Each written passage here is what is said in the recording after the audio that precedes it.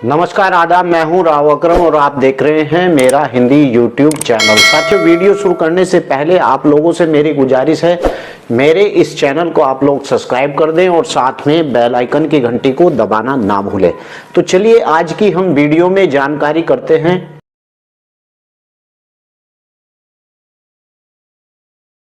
भूमि की पहचान कैसे होती है, और दूसरे नंबर पर बात करेंगे कि ग्राम पंचायत के अंदर कौन सी भूमि होती है, और वहीं पर बात करेंगे कि खसरा खतौनी और जमाबंदी का क्या मतलब होता है। तो चलिए आज इस वीडियो के अंदर मैं आपको पूरी जानकारी दूंगा। और उससे पहले आपको बता दूं कि अगर इस वीडियो की बाबत आप लोगों को मुझसे कोई जानकारी या राब्ता करना है तो डिस्क्रिप्शन में मेरा मोबाइल नंबर है, आप वहां जाकर मुझे कॉल भी कर सकते हैं। तो चलिए वीडियो शुरू करते हैं। साथियों, दुनिया में ऐसे बहुत से किसान हैं जो पूर्ण रूप से किसानी करते हैं, और आपको बता दूं कि वहीं कुछ लोग ऐसे भी होते हैं जिनके पास खेत तो होता है लेकिन वो पूरी तरह से किसान बनकर खेतों में काम नहीं करते हैं। और जानकारी दूं कि इसके अलावा ऐसे लोगों को खेतों से संबंधित पूरी जानकारी भी नहीं होती है। उनके खेत में किस जगह पर कितनी जमीन वो हकदार हैं, क्योंकि इस प्रकार की जानकारी रखने के लिए लोगों के खसरा खतौनी जमाबंदी के विषय में जानकारी का होना बहुत ही जरूरी होता है। आपको बता दूं, क्योंकि इस प्रकार की जानकारी इसलिए लोगों को खसरा खतौनी और जमाबंदी के विषय में जानकारी इसलिए बहुत जरूरी होता है और इसकी बहुत ही आवश्यकता होती है, क्योंकि इसके माध्यम से जानना चाहते हैं तो आप मेरी इस वीडियो को पूरा देखते रहिए। मैं आपको इस वीडियो के माध्यम से खसरा खतौनी और जमाबंदी के बारे में विस्तार से जानकारी दूंगा।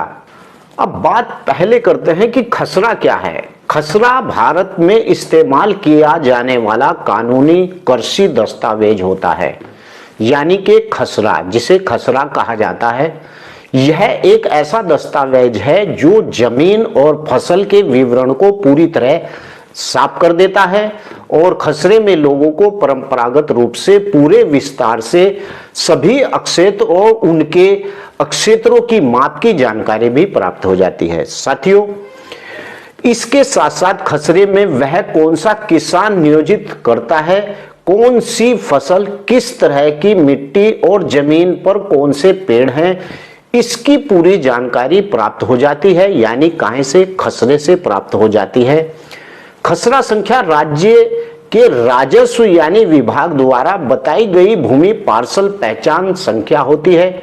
और आपको बता दूं कि यह एक ऐसी संख्या है जो गांव के भीतर अद्वितीय होने की उम्मीद है। आपको अब मैं बताता हूं कि खसरा इस प्रकार से कार्य करता है, यानी खसरे के अंदर यह सब कुछ मेंशन होता है। अब वहीं पर खतौनी में क्या होता है।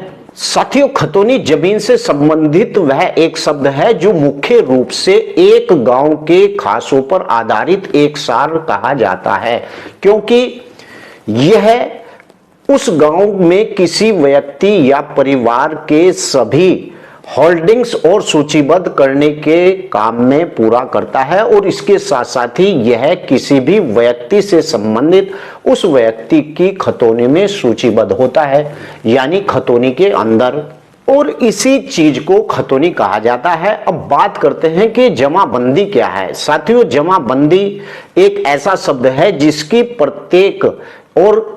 जिसका इस्तेमाल प्रमुख रूप से भारत के विभिन्न राज्यों में, जैसे हिमाचल प्रदेश, आपका पंजाब, हरियाणा, राजस्थान, मणिपुर आदि, इसमें इस्तेमाल होने वाली भूमि रिकॉर्ड शब्द के लिए किया जाता है। यह एक दस्तावेज है जिसका उपयोग जमाबंदी, भू रिकॉर्ड और राजस्व रिकॉर्ड के लिए किया जाता है, यानी जमाबंदी।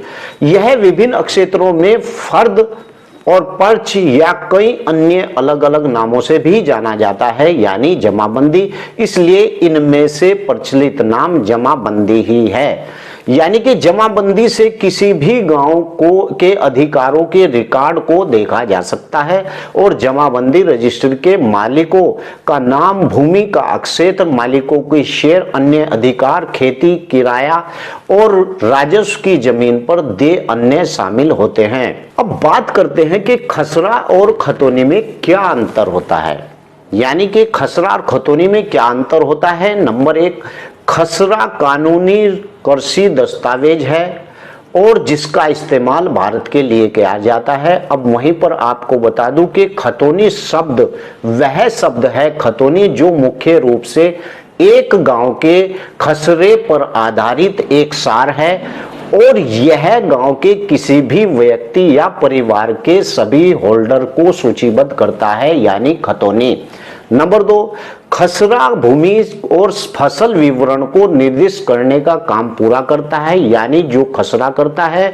और वहीं पर खतौनी क्या काम करती है। खतौनी में ऑनर के अलावा यदि किसी और के द्वारा खेती कराई जा रही तो उसे भी इसके अंतर्गत शामिल किया जाता है। इसके साथ साथ यह मालूम किया जाता है कि यह जमीन किसकी है और जमीन है सिंचाई की सुविधा पहले से कहीं गिरवी तो नहीं है, जैसे सभी चीजों को शामिल खतौनी के अंदर किया जाता है। नंबर 3 बात, खसरा एक नंबर होता है।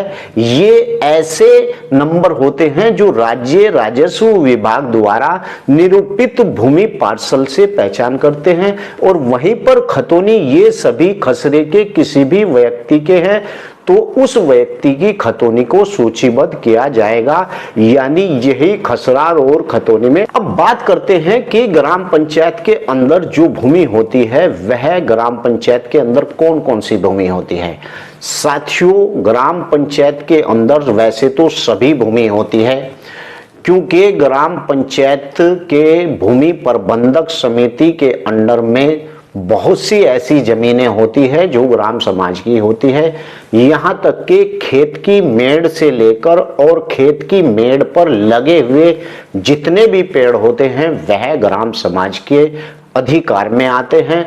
चक्रोड़ से लेकर तालाब और तालाब से लेकर हड़वाई और हड़वाई से लेकर खत्तों की भूमि तक, श्रेणी 2 की भूमि, श्रेणी 3 की भूमि, श्रेणी 4 की भूमि, श्रेणी 5 की, श्रेणी 6 की, श्रेणी 7 की, श्रेणी 8 की, श्रेणी 9 की भूमि से लेकर यह सब भूमि भू प्रबंधक समिति के ही अधिकारों में आती है।